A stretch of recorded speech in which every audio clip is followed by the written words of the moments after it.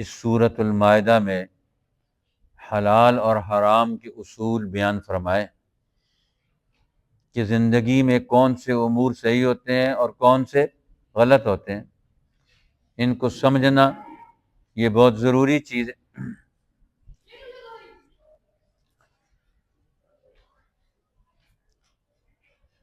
جب انسان ان چیزوں کو سمجھے بغیر زندگی بسر کرتا ہے تو پھر وہ گمراہی کا شکار ہوتا ہے۔ اس لیے قرآن حکیم اہل کتاب کے حالات سنا کر کہ وہ کیوں گمراہی میں مبتلا ہوئے، انہوں نے حلال اور حرام کا فرق ختم کر دیا، اپنی کتابوں کی تعلیمات کو انہوں نے چھوڑ دیا، جس کے نتیجے میں اللہ کے غضب اور غصے کا وہ شکار ہو گئے، اور یہاں تک کہ انہوں نے دوسری قوموں کے خیالات، ان کا فکر، ان کا نظریہ، ان کے عقائد قبول کر لیے اور اپنی کتابوں کی تعلیمات کو انہوں نے چھوڑ دیا، جس طرح عیسائی ہیں۔ اب ان کا حال یہ تھا کہ وہ عیسیٰ علیہ السلام کو خدا بنا لیا، انہوں نے ان کی ماں کو خدا بنا لیا۔ اب یہ شرکیہ عقائد، یہ شرک، یہ تو کسی نبی کی تعلیم میں نہیں تھا، یہ تو ابراہیم علیہ السلام کے ماننے والے تھے، ان کے دین میں تو توحید کا بنیادی اصول تھا، اس کو انہوں نے نظر انداز کر دیا، یونانیوں کے پیچھے چلے گئے۔ اسی طرح مکہ کے عرب لوگ تھے، قریشی تھے، یہ بھی ابراہیم علیہ السلام کے ماننے والے تھے، انہوں نے بھی اپنے آپ بت پرستی لا کے کھڑی کر دی، جو باہر سے ان کے اوپر ٹھونسی گئی۔ اصل ابراہیم علیہ السلام کے دین میں بتوں کی پوجا تھی کوئی نہیں۔ وہی حال آج مسلمانوں کا ہے، پڑھتے ہم قرآن اور عملی زندگی میں ہم آج دنیا میں بگڑی ہوئی قوموں کے نظام، ان کی تعلیم، ان کی معیشت، ان کی سیاست، ان کا فکر، ان کا ذہن، ان کے اخلاق، وہ ہمارے اندر وہ دھس چکے۔ مسلمان آج پورے کے پورے ان کے نظام حیات میں ہے، مسلمان ہے، 99% مسلمان ملک ہے، لیکن نظام پورے کا پورا کفر کا، شرک کا، ظلم کا اور گمراہ قوموں کا بنایا ہوا ہے۔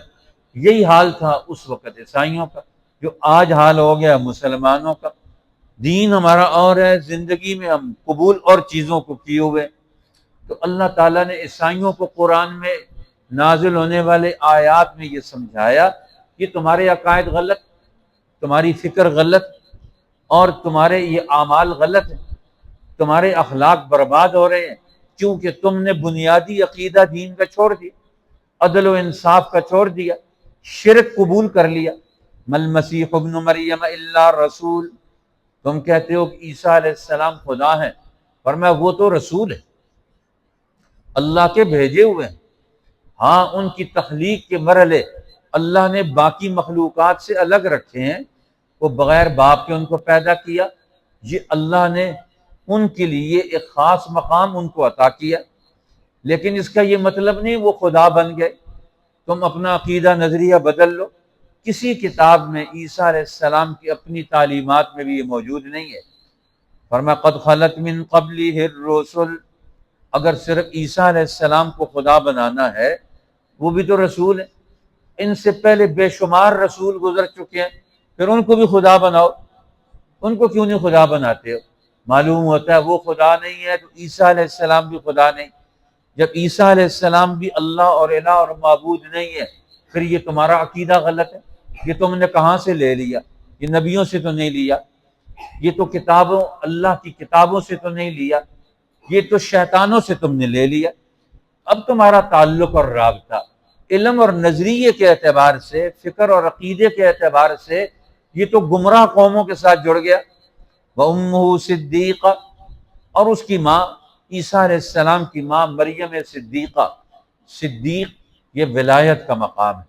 فرمایا وہ تو ولی ہے، اللہ کی دوست ہے، اللہ کے حکم کو پورا کرنے والی، اللہ کی رضا جوئی میں رہنے والی ہے، اللہ کی منشا کو پورا کرنے والی ہے، وہ تو صدیقہ ہے۔ مقام صدیق پر فائز ہے، صدیقیت پر، اور وہ دین کا تعارف کرواتے ہیں۔ اور فرمایا قرآن نے کانا یأکلان الطعام، ان کے سارے عقیدے کے گورکھ دندے کا جواب صرف 2 جملوں کے اندر دے دیا۔ عیسیٰ علیہ السلام اور ان کی ماں دونوں کھانا کھاتے تھے۔ اب وہ انسان ہے اور ان کے وہ خود رسول ہیں، ان کی ماں ولی ہے، صدیقہ ہے، اور یہ دونوں کھانا کھاتے ہیں۔ اب جو کھانا کھاتا ہے وہ کتنی چیزوں کا محتاج ہے، وہ خدا کیسے ہو سکتا ہے؟ تو اللہ تعالیٰ نے فرمایا جو کھانے کا محتاج ہے، پینے کا محتاج ہے، پھر پیشاب پخانے کا محتاج ہے، سونے جاگنے کا محتاج ہے، تو یہ زندگی کی ضرورتیں ہیں، یہ تو انسانی اور حیوانی ضرورتیں ہیں، کھانا پینا۔ یہ تو خدا تو ان سب چیزوں سے، ضرورتوں سے پاک ہے، وہ کسی چیز کا محتاج نہیں۔ تو خدا تم نے کیسے بنا لیا؟ عملی زندگی میں دیکھو تو تمہارے یہ عقائد غلط، نظریات غلط ہیں۔ اللہ فرماتا ہے انظر، میرے نبی دیکھیے، کیف نبین لہم الآیات، ہم کس طرح ان کو بار بار بیان کرتے ہیں حق اور سچ کی اور عدل اور انصاف کی، توحید کی بنیاد پر شرک کی مذمت کی دلیلیں ان کے سامنے لاتے ہیں، لیکن یہ عقل کے اندھے صحیح بات قبول کرنے کے لیے تیار نہیں۔ ثم انظر انا یؤفکون، پھر غور کر، دیکھ یہ کہاں سے الٹے ہو جاتے۔ ہم نے قرآن اور بھیجا، رسول اللہ اور کہتے ہیں، آج مسلمان کسی اور طرف چل رہے ہیں۔ یہ کہاں سے لے لیے انہوں نے نظریات، عقائد، افکار، اخلاق، رسم و رواج؟ فرمایا پھر قل اتعبدون من دون اللہ، اللہ کو چھوڑ کر جن کو تم پوجتے ہو، جن کو خدا بناتے ہو، لیڈر مانتے ہو، بڑا مانتے ہو، یہ کون لوگ ہیں؟ ما لا یملک لکم ذرا، ان کے قبضے میں، ان کے کنٹرول میں کائنات کی کسی چیز کا کوئی نقصان نہیں، یہ تمہارا برا نہیں کر سکتے، ولا نفعا، اور نہ تمہیں نفع دے سکتے ہیں، نہ تمہیں نقصان دے سکتے ہیں، نہ نفع دے سکتے ہیں، تو پھر ان کی عبادت کیوں کرتے ہو؟ یہ کس چیز کے مالک ہے؟ فرمایا اللہ وہ سننے والا، جاننے والا ہے، اس لیے تم اپنے عقائد، اپنے نظریات، اپنے افکار وہ حق کی بنیاد پر رکھو، وگرنہ جس طرح عیسائی تباہ ہوئے، یہودی تباہ ہوئے، مسلمان بھی اسی طرح تباہ ہو جاؤ گے۔ اب تباہی کے اسباب میں سے ایک اور بات بھی ہے، قل یا اہل الکتاب لا تغلوا فی دینکم غیر الحق، اے اہل کتاب تم اپنے دین میں مبالغہ مت کرو، ناحق مبالغہ۔ اب ناحق کا مبالغہ کر کے تم انتہا پسند بن جاؤ، شدت پسند بن جاؤ، دین کے نام پر باقی سارے انسانوں کو قتل کرنا یہ اپنا وتیرہ بنا لو، دین کے نام پر نفرت پیدا کرنا یہ تم اپنا وتیرہ بنا لو۔ دین تو تربیتی نظام، دین تو انسانوں کو علم اور شعور دیتا ہے، اخلاق دیتا ہے، یہ دنیا میں تقسیم، لڑائیاں، نفرتیں نہیں سکھاتا۔ اس لیے یہ غلو کرنا، دین کے اندر غلو کس چیز کا نام ہوتا ہے کہ اصل مسائل دین کے چھوڑ دیے جائیں اور نیچے والے مسائل کو اوپر لے آئے۔ اب فرض درجہ جن چیزوں کا ہے ان کو تو بیان ہی نہ کریں، مستحب درجے کی چیزیں، مباح درجے کی جو چیزیں ان کو پہلے درجے میں بیان کیا جائے۔ اب یہ دین میں مبالغہ ہے، یہ دین میں غلو ہے۔ اس لیے قرآن کہتا ہے اہل کتاب میں بھی دور زوال میں غلو پیدا ہو گیا، اصل دین کے جو فرائض ہیں ان کو تو انہوں نے چھوڑ دیا، اور سنت اور مستحب درجے کے جو کام تھے ان کو پہلے درجے میں لے آئے۔ آج بہت سارے لوگ جو سنت اور نفل درجے کے کام ہیں ان کو تو ضروری اور فرض سمجھتے ہیں، اور جو فرض درجے کے کام ہیں ان کا اعتبار ہی کوئی نہیں، وہ عمل ہی نہیں کرتے، فرض نماز چھوڑ دیتے ہیں اور نفلی کاموں میں لگے رہتے ہیں۔ اب نفلی کام تو فرضوں کو مکمل کرنے والے ہیں، ان کا انکار تو نہیں کیا جا سکتا، لیکن دین کی بنیاد فرائض پر ہے۔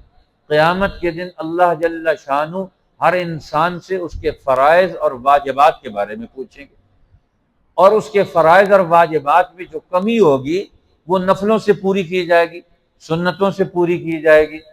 اب جس کے پاس وہ فرائض ہے ہی کوئی نہیں تو اس کی سنتیں اور نفل ہوں گی تو وہ کس کھاتے میں جائیں گی؟ اس کی جان تو نہیں چھوٹے گی۔ اس لیے دین کا اصل جو تعلیمات ہیں، جو اصل اعمال ہیں، جو اصل اصول اور ضابطے ہیں جن پر پورے دین کا ڈھانچہ کھڑا ہے، اس کو پیش کرو اپنی مرضی کے مطابق۔ آج ہمارے ہاں جتنے فرقے ہیں، ہر فرقے والوں نے اپنے فرقے کے چند مسائل گھڑے ہوئے ہیں ان کی دعوت دیتے، دین کی دعوت نہیں دیتے، فرقے کے مسائل کی دعوت دیتے. یہ غلو ہے.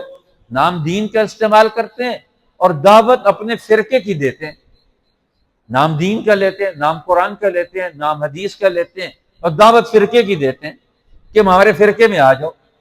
بھئی ہم تو مسلمان ہوتے ہیں، ہم تو قرآن کو ماننے والے، انبیاء علیہ السلام کو ماننے والے اور صحابہ کرام کو ماننے والے جو دین کو پیش کرتے تھے دنیا میں. اسی طرح ہمارے فقہاء ہیں، ائمہ مجتہدین ہیں، بزرگان دین ہیں.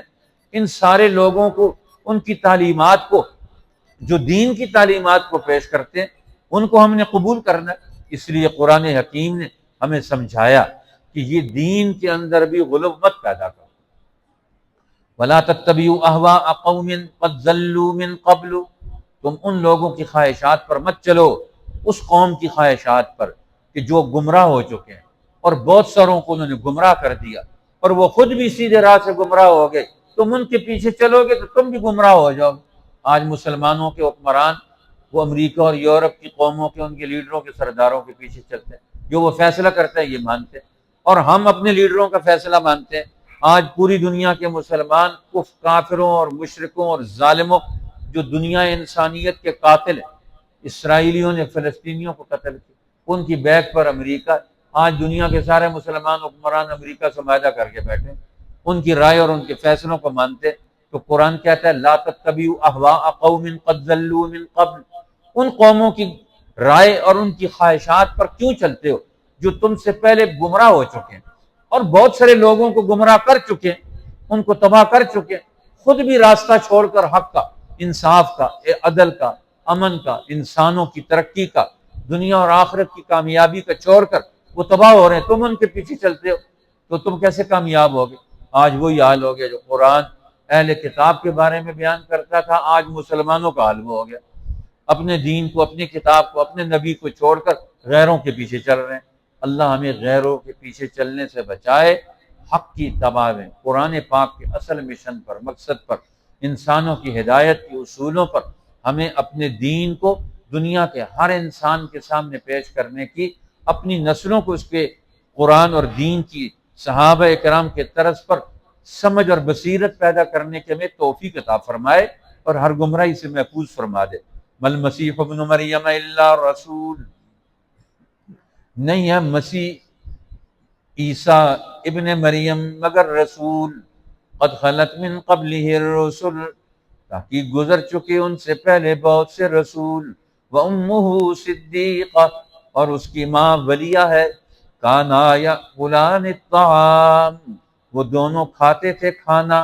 انظر، دیکھ، کیف نبین لہم الآیات، ہم کیسے بتلاتے ہیں ان کو دلیلیں. ثم انظر انا یؤفکون، پھر دیکھ وہ کہاں سے الٹے ہوئے جا رہے ہیں. قل اتعبدون من دون اللہ، تو کہہ دے کیا تم ایسی چیز کی بندگی کرتے ہو اللہ کو چھوڑ کر، ما لا یملک لکم ضرا ولا نفعا، جو مالک نہیں تمہارے برے کی اور نہ بھلے کی. واللہ هو السمیع العلیم، اور اللہ وہی ہے سننے والا، جاننے والا. قل یا اہل الکتاب، کہہ دیجئے اے اہل کتاب، لا تغلو فی دینکم غیر الحق، مت مبالغہ کرو اپنے دین کی بات میں ناحق کا. ولا تتبعوا اہواء قوم، اور مت چلو ان قوموں کے خیالات پر، قد ضلوا من قبل، جو گمراہ ہو چکے ہیں اس سے پہلے، وَأَضَلُّوا كَثِيرًا، اور گمراہ کر گئے ہیں بہت ساروں کو، وَضَلُّوا عَن سَوَاءِ السَّبِيلِ، اور وہ خود بھٹک گئے ہیں راہ حق سے. صدق اللہ العظیم. انشاءاللہ کل آخری بدھ ہے، حدیث پاک کا درس ہوگا، خود بھی اس میں شامل ہوں اور اپنے دوست احباب ان کو بھی متوجہ کریں. ایک ہمارے طالب علم کا قرآن پاک حفظ مکمل ہو رہا ہے، انشاءاللہ اس کے حفظ کی تکمیل کی دعا بھی ہوگی. تمام احباب خود ضرور شریک کریں، شرکت کریں. انشاءاللہ قربانی کے مسائل اور دین کی اہم باتوں کا تذکرہ ہوگا جو ہمارے لیے ضروری. اللہ تعالی ہمیں دین کی سمجھ اور بصیرت عطا فرمائے.